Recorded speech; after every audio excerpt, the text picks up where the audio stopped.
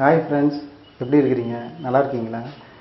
நாங்கள் இன்றைக்கி என்ன செய்ய போகிறோன்னா ஜவ்வரிசி உருண்டை செய்ய போகிறோம். அந்த ஜவ்வரிசி உருண்டை எப்படி செய்யலாம் அப்படின்றத பார்க்கலாம் வாங்க.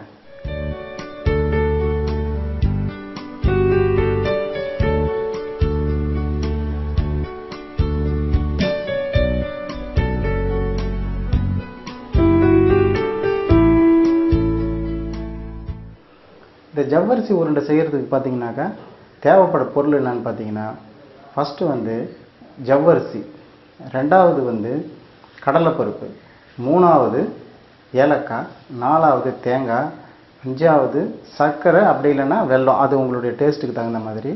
அடுத்தது பார்த்தீங்கன்னா கொஞ்சோண்டு உப்பு எடுத்துக்கணும், ஏன்னா உப்பு போட்டால் தான் டேஸ்ட் வரும். இப்போ ஜவ்வரிசி ஃபஸ்ட்டு நம்ம என்ன பண்ணணும்னா, கடையில் நீங்கள் வாங்கும்போது பாயாசத்துக்கு ஜவ்வரிசி இருக்குது, மாவு ஜவ்வரிசி ரெண்டுமே இருக்குது. நீங்கள் என்ன பண்ணணுன்னா மாவு ஜவ்வரிசின்னு கேட்டு வாங்கணும். அந்த மாவு ஜவ்வரிசியை வாங்கிட்டு அது கூட என்ன பண்ணுங்க, வாங்கும்போது கொஞ்சம் அரிசி மாவு, நம்ம கொழுக்கட்டை மாவுன்னு சொல்லிட்டு கடையில் கேட்டால் கொடுப்பாங்க. அந்த அரிசி மாவு பாக்கெட் ஒன்று வாங்கிங்க. அது எதுக்காகனாக்கா இந்த ஜவ்வரிசியை ஊற வச்சு நம்ம அந்த உருண்டையாக அந்த ஷேப்புக்கு நம்ம கையில் தட்டும்போது பார்த்தீங்கன்னா அந்த அரிசி மாவு கொஞ்சம் சேர்த்தோம்னாக்கா அது கொஞ்சம் நம்ம அந்த மாவு தட்டுறதுக்கு கொஞ்சம் சௌகரியமாக இருக்கும். அதுக்காக தான் சொல்கிறேன், கொஞ்சம் அரிசி மாவு வாங்கிங்க.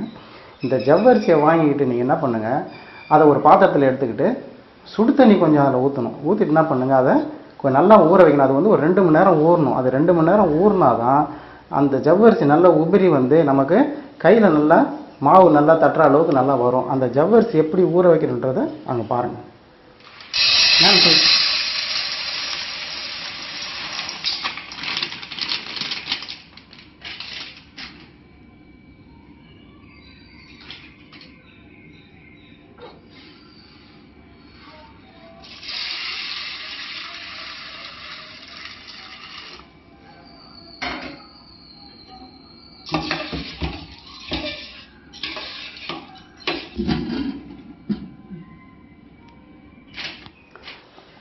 அடுத்தது பார்த்தீங்கன்னா கடலைப்பருப்பு எடுத்துக்கணும்.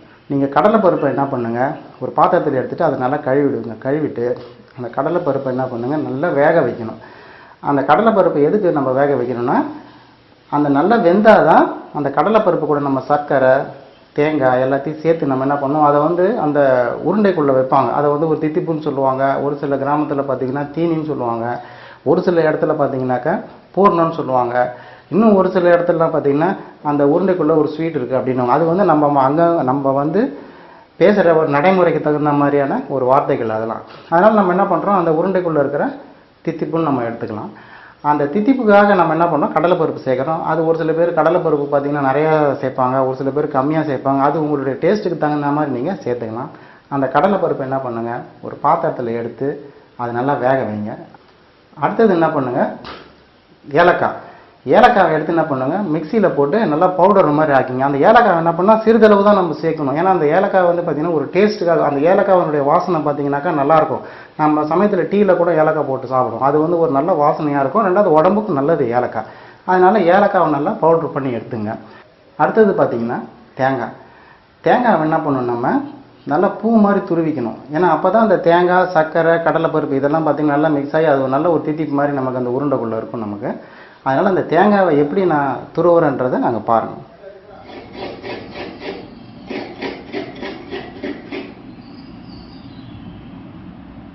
இந்த மாதிரி பூ மாதிரி நம்ம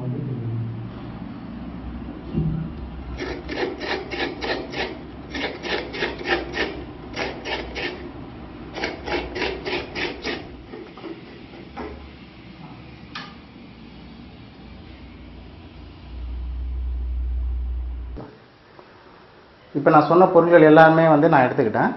இப்போ இந்த பொருள்களை வச்சு எப்படி உருண்டை செய்கிறேன்றதை பாருங்கள். பாருங்க, மாவு ஜவ்வரிசி நல்லா ஊறி இருக்கு. நல்லா இதுதான் இப்போ 2 மணி நேரமா நீ ஊற வச்சது. இப்போ அந்த மாவு ஜவ்வரிசியில் கொஞ்சம் அரிசி மாவு கலந்துருக்கேன், கொஞ்சம் உப்பு கலந்துருக்கேன். அந்த உப்பு டேஸ்ட்டுக்காக. ஆமாம், இது கடலைப்பருப்பு வேக வச்சு எடுத்துருக்கேன். நல்லா இப்போ இதுக்கு அந்த கடலைப்பருப்பு மிக்சியில் போட்டு அடிக்கணும். நல்லா மசிக்கணும். கொஞ்சமா இது தேங்காய் துருவி வச்சிருக்கேன். தேங்காய் பூ மாதிரி துருவியாச்சு. இது ஏலக்காய், சர்க்கரையை மிக்சியில் ஒரு அடி அடிச்சு வச்சிருக்கேன். அப்பதான் அது நல்லா கொஞ்சம். இப்போ இந்த வேக வச்ச கடலை பருப்பை வந்து நம்ம அரைச்சிக்கணும் நல்லா மிக்சியில். அது ஒரு பதமாக தான் நம்ம அரைக்கணும். சரி.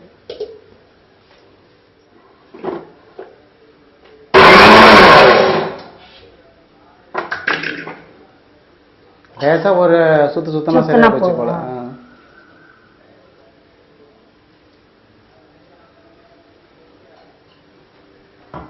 இதுலயே கொஞ்சம் தேங்காவையும் ஒரு சுத்தி. ஓ, தேங்காவையும் மிக்ஸியில் போட்டு லைட்டாக ஒரே தண்ணி ஊத்தாம ஒரே ஒரு சுத்து.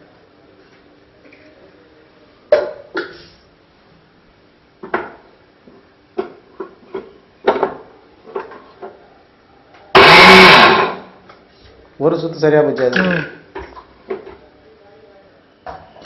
இப்போ இதில் வந்து இப்போ நம்ம துருவின தேங்காவை வந்து மிக்சியில் ஒரு அடி அடிச்சாச்சு போட்டு கடலைப்பருப்பு நல்லா மசிஞ்சிருக்குன்னு நினைக்கிறேன்.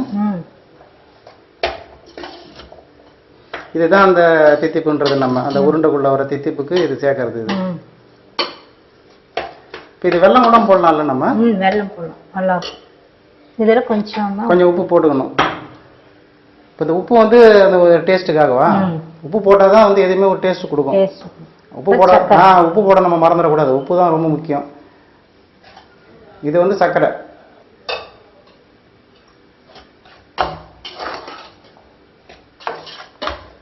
சர்க்கரை வந்து அவங்களுடைய டேஸ்ட் மாதிரி தேவையான அளவு சர்க்கரை போட்டுக்கலாம். கொஞ்சம் ஏலக்காய் பவுடரா லேசா போட்டுக்கணும் அது.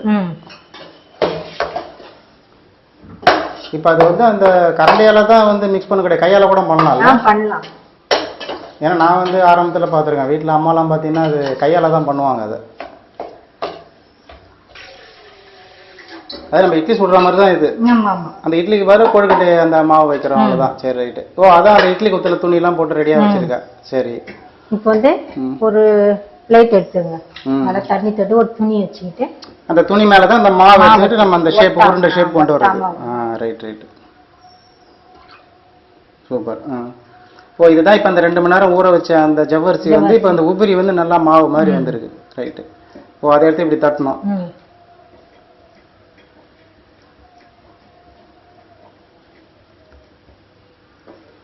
ஓ, துணி வந்து அதுதானா இதோட எடுத்து எடுக்கிறதுக்கு? வாழை இலையிலும் செய்யலாம். ஓ, வாழை இலையும் செய்யலாம். வாழை இலை இல்லாதனால நான் துணியில செய்யறேன்.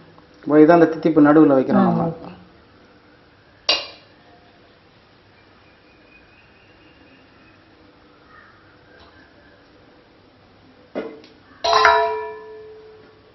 இதை வந்து அந்த உருண்டை ஷேப் கொண்டு வரணும். இப்போ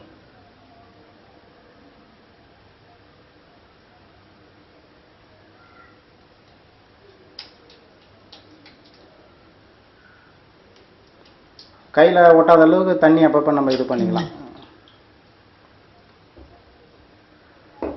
ஓ, அந்த இடத்துல கொஞ்சம் குறையுதா? அந்த இடத்துல கொஞ்சம் ஒட்டு போட வேண்டியது இருக்கு. இப்போ ஓ, ரெடி பண்ணி ஒன்று வச்சிடலாம். தண்ணி சூடாகிறதுக்குள்ள நம்ம ஒன்று ஓ, அந்த இட்லி சட்டியில் தண்ணி சூடாகிறதுக்குள்ள இந்த வேலையை நம்ம கடகடன்னு பார்த்தோம்.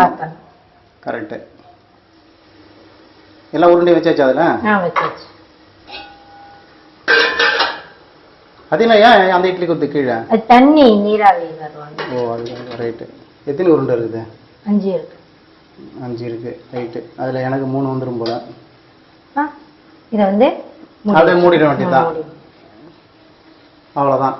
மூடி ஒரு 5 நிமிஷம் இருந்தால் போதும். 5 நிமிஷம் 3 நிமிஷத்துல இருந்து 5 நிமிஷத்துக்குள்ள வெந்துடும். அது சீக்கிரமாவே வெந்துடும். சரி, வெயிட் பண்ணி பார்க்கலாம். நம்ம இன்னொரு ஆவி வர்ற மாதிரி இருக்கு, பாரு. வெந்துருச்சான்னு பார்ப்போம். கிட்டத்தட்ட 4 நிமிஷம் ஆயிருக்கு. இப்போ இந்த தண்ணி தொட்டு இப்படி பார்த்தீங்கன்னா ஒட்டாம வரும். அதான் இட்லி நம்ம பார்த்து எடுக்கிற மாதிரி தான் இருக்கும். இது கையில் ஒட்டக்கூடாதா? தொட்டோம்னா ஒட்டலையா உன் கையில்? இல்லை. சூப்பர்.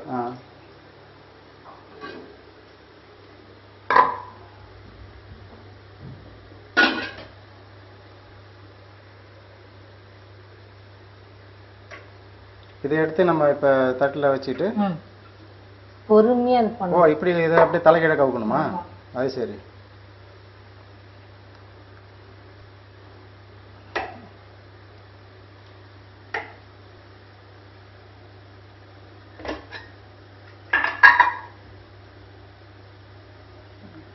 அவ்வளோதான், ஜவ்வரிசி உருண்டை வந்திருக்கு, அழகாக வந்திருக்கு. இப்போ பாருங்கள், இதான் ஜவ்வரிசி உருண்டை எப்படி இருக்குது பாருங்கள், ஜவ்வரிசி மாவில் செய்து.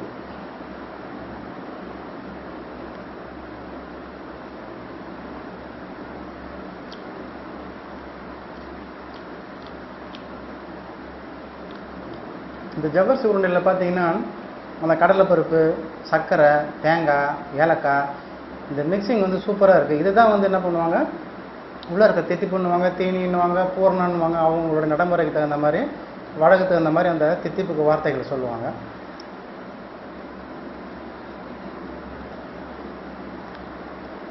இந்த வீடியோவை நீங்கள் பார்த்துருப்பீங்க, ரசிச்சிருப்பீங்க. உங்களுக்கு இந்த வீடியோ பிடிச்சிருச்சுன்னா லைக் பண்ணுங்கள், ஷேர் பண்ணுங்கள், முக்கியமாக கமெண்ட் பண்ணுங்கள். இந்த பலகாரத்தை நீங்கள் செஞ்சு பார்த்துட்டு எப்படி இருக்குன்றதை எனக்கு இந்த வீடியோவில் நீங்கள் கமெண்ட் பண்ணுங்கள். அது மட்டும் இல்லை, சப்ஸ்கிரைப் பண்ணாதவங்க சப்ஸ்கிரைப் பண்ணுங்கள். சப்ஸ்கிரைப் பண்ணும்போது பக்கத்தில் இருக்கிற பெல் பட்டனை கிளிக் பண்ணி ஆல்ன்ற ஆப்ஷனை செலக்ட் பண்ணுங்கள். நாம் அனைவரும் அடுத்த வீடியோவில் சந்திக்கும் வரை உங்களிடமிருந்து விடைபெறுவது உங்கள் தாமரை கண்ணன்.